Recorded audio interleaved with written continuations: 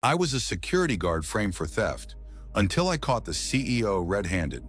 But that cold satisfaction would come later, after months of careful planning that began the moment Marcus Wellington's manicured finger pointed at me across the conference room table. The fluorescent lights hummed overhead as I stood there in my uniform, badge still clipped to my chest, watching the faces around the mahogany table. Wellington's eyes held the kind of calculated coldness that comes from years of corporate maneuvering. The CFO, Patricia Chen, avoided my gaze entirely. The head of HR, James Morrison, shuffled papers with the nervous energy of a man who knew he was participating in something wrong, but lacked the spine to stop it. Wellington's assistant had placed a manila folder in front of him. He opened it with deliberate slowness, his wedding ring clicking against the table surface. Inside were photographs, grainy security footage stills showing someone in a security uniform near the executive safe. The figure's face was obscured, but the uniform was unmistakably mine.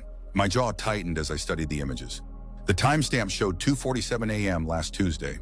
I had been home that night, asleep next to my wife Sarah, but I knew better than to expect them to care about alibis when they had already made their decision. Wellington's mouth moved in what I assumed were accusations, his voice taking on the tone of disappointed authority. Morrison nodded along, occasionally glancing at his legal pad. Chen finally looked up, her expression a mask of professional regret. The stolen item was $50,000 in cash from the emergency fund, petty cash for a company pulling in 8 figures annually, but enough to destroy a man making $35,000 a year. The perfect amount to seem believable for someone desperate enough to risk everything. I watched Wellington's performance, noting how his eyes never quite met mine. 23 years of security work had taught me to read people, and everything about his demeanor screamed guilt displaced onto an easy target. His fingers drummed against the table in a nervous rhythm. A thin sheen of perspiration had formed on his forehead, despite the air conditioning. Morrison slid termination papers across the table. The pen he offered felt heavier than it should have. My signature sealed my fate with 3 practiced strokes, muscle memory from years of signing incident reports and shift logs. They didn't call the police. That detail lodged itself in my mind like a splinter. If they truly believed I had stolen $50,000, why not press charges? The answer was simple. They couldn't risk a real investigation. The walk to my locker stretched endlessly. Other guards watched from the periphery, their faces mixtures of sympathy and relief that it wasn't them. I cleaned out 5 years of accumulated belongings. A spare uniform, energy bars, a photo of Sarah and the kids, reading glasses for the incident reports. My badge felt cold against my palm as I handed it to Morrison at the exit. The weight of 23 years in security reduced to a piece of plastic and metal that no longer carried meaning. The drive home blurred past in a haze of afternoon traffic and bitter clarity. Sarah's face crumpled when I told her coffee mug forgotten on the kitchen counter. The kids would hear about it at school within days. Small-town gossip moved faster than wildfire. That first night, I sat in my home office staring at the ceiling, replaying every detail. The security footage had been too convenient, too perfectly timed. Someone had planned this carefully, using my access codes and uniform to create an airtight frame. Sleep came in fragments, interrupted by the rhythmic clicking of Wellington's ring against the conference table. By morning, the burning anger in my chest had crystallized into something colder, more focused. I needed to understand why. $50,000 was nothing to Wellington personally. His Porsche cost more than twice that amount. The company's quarterly profits could absorb the loss without a ripple. So why frame me specifically? The answer came during my second week of unemployment, sitting in Murphy's Diner at 6 a.m. with coffee that tasted like industrial solvent. Wellington walked in, scanning the room with the automatic caution of a man with enemies. He chose a corner booth back to the wall. His breakfast companion arrived 10 minutes later, Robert Ashford, the city's planning commissioner. They kept their voices low, but their body language spoke volumes. Ashford's folder of documents, Wellington's careful glances around the room, the envelope that changed hands under the table. I memorized every detail from behind my newspaper. The time, the location, the way Wellington's wedding ring caught the morning light as he slid cash across the Formica surface. This wasn't about $50,000. This was about millions in construction contracts that the Planning Commission would approve. The corruption ran deeper than petty theft. Wellington was buying city officials, and I had been eliminated because my night rounds took me past his office too frequently. A security guard with 23 years of observational training posed a risk to his operation. I began documenting everything. Wellington's patterns, his meetings, his associates. The work gave structure to my days and purpose to my growing rage. Sarah noticed the change, the way I studied people and took notes in margins of newspapers. She attributed it to job hunting stress. Murphy's Diner became my surveillance post. The corner table was sightlines to 3 parking spaces and the street beyond. Wellington's Tuesday breakfast meetings with Ashford were just the beginning. Thursdays brought sessions with Maria Santos, the zoning board chair. Fridays meant lunch with David Park, the municipal contracts supervisor. Each meeting followed the same pattern. Arrival separately, careful conversation, document exchange, envelope handoff. Wellington had turned corruption into a routine as predictable as his morning workout schedule. My unemployment benefits wouldn't last forever, but I had enough saved to dedicate 3 months to this project. 3 months to build an airtight case against the man who destroyed my reputation for the sake of his criminal enterprise. The breakthrough came during my 6th week of surveillance. Wellington made an unscheduled stop at his office on a Saturday morning. The building was officially closed, but his keycard still worked. Through binoculars from the parking structure across the street, I watched lights flicker on in his corner office. He wasn't alone. Ashford's Honda Civic sat in the visitors section, its owner already inside. This wasn't a casual weekend catch-up. I crossed the street and circled the building. The loading dock had a service entrance that employees sometimes left propped open during smoke breaks. 23 years of security rounds had taught me every vulnerable point in that building's perimeter. The service corridor was dark and familiar. My footsteps made no sound on the polished concrete as I made my way toward the executive elevator. The building's security system knew my patterns, even if my access had been revoked. The motion sensors wouldn't flag movement that matched my old patrol routes. Wellington's office sat on the 20th floor, corner suite with floor-to-ceiling windows facing the harbor. The elevator hummed softly as it carried me upward, each floor number lighting briefly before disappearing. The hallway was empty, corporate silence broken only by the whisper of the air conditioning system. Wellington's door was closed, but light leaked from the gap underneath. I positioned myself in the alcove housing the emergency fire equipment, 20 feet from his entrance with a clear view of anyone coming or going. Their meeting stretched past an hour. Through the thin walls, I caught fragments of conversation, numbers, dates, project names. The Riverside Development Project was mentioned repeatedly, along with specific dollar amounts that made my stolen $50,000 look like pocket change. When they finally emerged, Ashford carried a different briefcase than the one he'd arrived with. Wellington's face showed the satisfaction of a man who had just secured another profitable arrangement. They shook hands with the familiarity of long-term partners. I waited until their footsteps faded before approaching Wellington's office. The door was locked, but the cleaning crew had master keys, and I had memorized their storage locations during years of coordinating security sweeps. Wellington's desk was immaculate except for a single file folder marked Riverside Development Confidential. Inside were architectural plans, zoning applications, and financial projections showing profit margins that explained his willingness to eliminate potential witnesses. More importantly, there was a schedule. Future meetings, payment amounts, and project timelines stretching 6 months into the future. Wellington had mapped out his corruption with the methodical precision of a man who believed himself untouchable. I photographed every document using my phone, careful to maintain exact positioning to avoid detection. The file went back into its precise location. The office returned to its original state. By the time I reached the ground floor, Wellington and Ashford were long gone. The evidence was damning but incomplete. Photographs of documents could be dismissed as fabrications. I needed something more concrete, more undeniable. I needed to catch Wellington in the act with sufficient documentation to guarantee his destruction. The planning took another 3 weeks. I studied the schedule I had photographed, cross-referencing meetings with public records of city planning sessions. A pattern emerged. Major bribes preceded controversial votes by exactly 1 week, giving officials time to prepare their arguments for supporting Wellington's projects.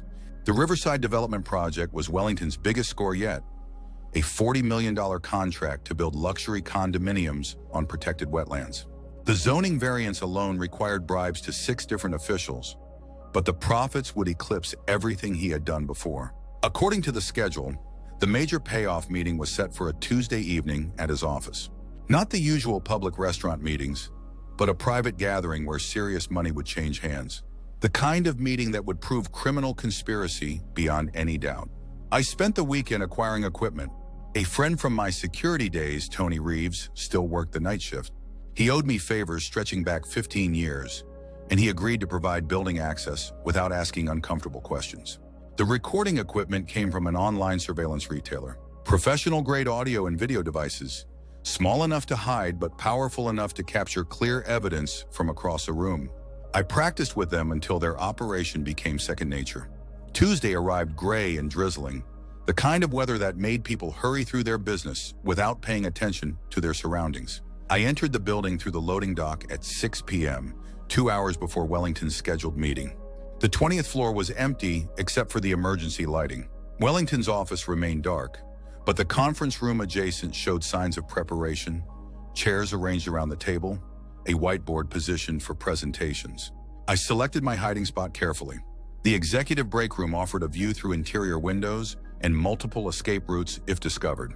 The recording equipment went into position with surgical precision, each device hidden but oriented for optimal capture. 7:30 brought the first arrivals. Ashford entered through the main entrance, followed by Santos and Park. They moved with the nervous energy of people involved in something dangerous but lucrative. Each carried a briefcase or folder, tools of their respective trades in municipal corruption. Wellington arrived last, commanding the group's attention despite his relaxed demeanor. His confidence radiated across the conference room as he gestured toward chairs and began what appeared to be a presentation. The meeting that followed exceeded my most optimistic expectations. Wellington laid out the entire Riverside scheme in detail, complete with architectural plans, financial projections, and a timeline for each official's required actions. The bribes weren't subtle handshakes in diners. They were systematic payments documented in ledgers and scheduled like legitimate business transactions. Each participant received an envelope containing cash and instructions. Ashford's envelope was thick enough to choke a horse, his zoning authority making him the most critical component of Wellington's plan. Santos and Park received smaller but still substantial payments for their roles in the approval process. But Wellington saved the best for last.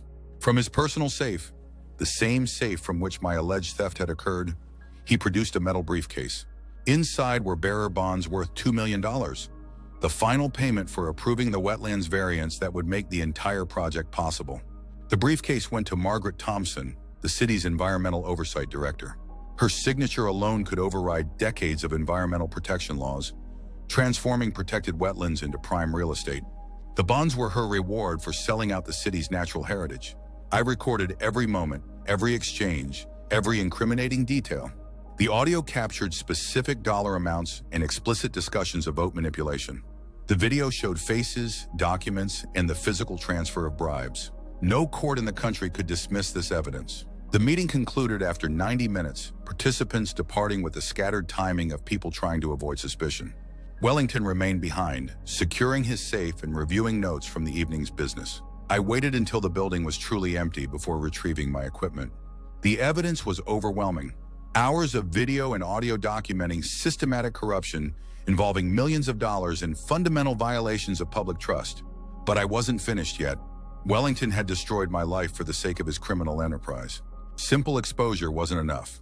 He needed to experience the same helpless humiliation I had felt in that conference room 5 months earlier. The plan's next phase required patience and precise timing. Wellington's schedule showed that he would be presenting the Riverside project to the City Council in 2 weeks, seeking preliminary approval for the zoning variance. The meeting was public, broadcast live on local television, and would represent the culmination of his bribery campaign. I spent those 2 weeks preparing the perfect trap. The evidence I had gathered was compiled into a comprehensive package: video files, audio recordings, financial documents, and a detailed timeline showing the correlation between bribes and official actions. But I needed more than evidence. I needed a platform that would guarantee maximum exposure and prevent Wellington from controlling the narrative. The City Council meeting provided exactly that opportunity. As a former security professional, I understood the building's layout and systems.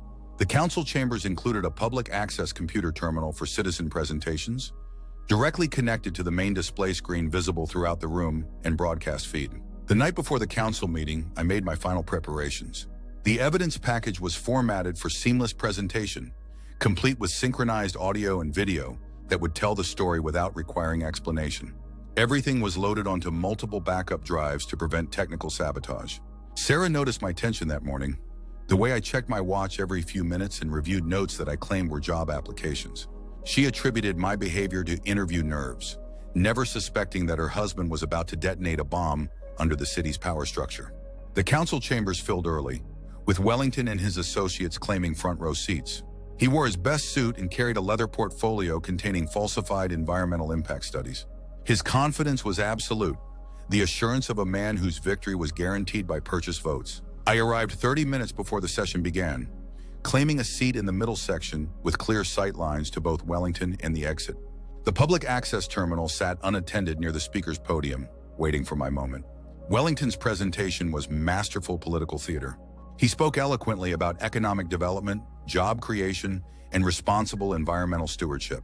The purchased officials nodded at appropriate moments, their support carefully choreographed to appear spontaneous. The environmental concerns were dismissed with purchase studies showing minimal impact. The financial benefits were exaggerated through projections that ignored long-term costs. Wellington painted his corruption as civic responsibility, his personal enrichment as community service. But he made one critical error. During the question period, he insisted that his project had complete transparency and welcomed any scrutiny of his business practices. The irony was perfect, an invitation to expose the very corruption he was attempting to legalize. I approached the public access terminal during a brief recess, loading my evidence package while council members chatted among themselves. Wellington watched from across the room, probably assuming I was another citizen preparing routine comments about traffic concerns or property values. The moment arrived when Council Chair Rebecca Williams called for final public comments. I stepped to the podium and inserted my USB drive into the terminal with steady hands. Wellington's face showed the first hint of concern as the display screen flickered to life behind me. The opening image was simple, a photograph of him shaking hands with Commissioner Ashford outside Murphy's Diner, with a timestamp showing their first recorded bribery meeting. The progression that followed was devastating. Audio recordings of explicit corruption discussions played through the chamber's speakers, while video showed money changing hands and documents being exchanged. The timeline connected each bribe to subsequent official actions with mathematical precision. Wellington's confident demeanor cracked as the evidence mounted. Commissioner Ashford slumped in his seat as recordings captured his voice, agreeing to vote manipulation. Director Thompson's face drained of color when video showed her accepting the bearer bonds. But the climax came when footage from Wellington's office played on the screen. His own voice echoed through the chamber, discussing bribes and vote buying with casual indifference. The safe from which my alleged theft occurred was clearly visible, along with the millions in actual illegal funds it contained. The chamber erupted in chaos as the presentation concluded. Reporters scrambled for phones and cameras. Citizens shouted questions at officials who were already calculating exit strategies. Wellington sat frozen, his world collapsing in real time on live television. But I wasn't finished. As the crowd surged toward the exit, I approached Wellington's table where he sat staring at the blank presentation screen. His face was pale, his breathing shallow, the confident executive replaced by a trapped animal. I leaned close enough that only he could hear my words. The man who had destroyed my reputation for $50,000 had just lost everything for millions. The security guard he had framed as a thief had proven to be the only honest man in the room. His eyes met mine for the first time since that conference room 5 months earlier. This time, I was the one in control. This time, he was the one facing destruction through forces beyond his control. The FBI arrived at Wellington's home before the evening news finished broadcasting the story. Federal corruption charges followed within hours, along with arrests of every official involved in the bribery scheme. The Riverside Development Project died before the ink dried on the indictments. Wellington's assets were frozen pending investigation. His company faced bankruptcy as investors fled and contracts were canceled. The mansion, the Porsche, the country club membership, all of it evaporated like morning mist under federal scrutiny. But the most satisfying moment came 3 weeks later when I received a call from Morrison in HR. The company was facing a wrongful termination lawsuit from my attorney, and they wanted to discuss settlement terms. More importantly, they had discovered evidence that Wellington had indeed stolen the $50,000 himself, using my credentials to cover his theft. The meeting took place in the same conference room where I had been fired. Morrison and Chen sat across from my attorney and me. The power dynamic completely reversed from our previous encounter. The settlement offer was substantial, enough to replace 2 years of lost wages and cover legal expenses. But money wasn't the primary motivation. I wanted my reputation restored, my name cleared, and my honor returned. The settlement included a written apology acknowledging my innocence and Wellington's guilt. More importantly, it guaranteed me a reference letter that would help rebuild my security career. The company also agreed to establish new oversight procedures to prevent future executive misconduct. Wellington's crime had exposed systemic weaknesses that made everyone vulnerable to similar frame-ups. My destruction had become the catalyst for protecting other employees from similar corruption. 6 months later, I started work as head of security for the county government, a position that included oversight responsibilities for investigating official misconduct. The irony wasn't lost on anyone. The man framed for theft was now tasked with preventing actual theft by public officials. Wellington himself received a federal sentence of 12 years for corruption and racketeering. The judge noted that his crimes had undermined public trust and damaged democratic institutions. His fall from grace was complete, his reputation destroyed as thoroughly as he had attempted to destroy mine. On quiet evenings, I sometimes drove past his former office building. The 20th floor windows were dark now. The company dissolved and the space leased to legitimate businesses. The scene of my humiliation had become just another set of empty rooms. The stage cleared for new stories. Sarah often asked if I felt satisfaction from Wellington's destruction. The answer was complicated. Justice had been served, but the process had changed me in ways that went beyond simple revenge. I had learned that fighting corruption required more than anger. It demanded patience, precision, and absolute commitment to truth. The security industry welcomed me back with respect earned through proven integrity. My colleagues knew the story, how I had transformed from victim to victor through careful planning and unwavering determination. My reputation was stronger than ever, built on the foundation of surviving false accusations and exposing real criminals. Late at night, reviewing incident reports and monitoring feeds, I sometimes remember that moment in Wellington's conference room when his finger pointed at me with such casual certainty. He had believed himself untouchable, protected by wealth and position and purchased influence. But he had miscalculated the resolve of a man with nothing left to lose and everything to prove. 23 years of security work had taught me observation, patience, and the value of methodical investigation. He had given me time to use those skills against him, and the education had proved devastating. The city was cleaner now, its government operating under enhanced oversight and transparency requirements born from the corruption scandal. Wellington's crimes had created reforms that would protect future generations from similar abuse of power. My case had become a cautionary tale studied in law enforcement academies and business schools. The security guard who proved that truth could defeat corruption, that patience could overcome power, that justice delayed was not necessarily justice denied. Sometimes justice wears a security uniform and carries a clipboard instead of a badge and gun. Sometimes it speaks in careful observation rather than dramatic confrontation.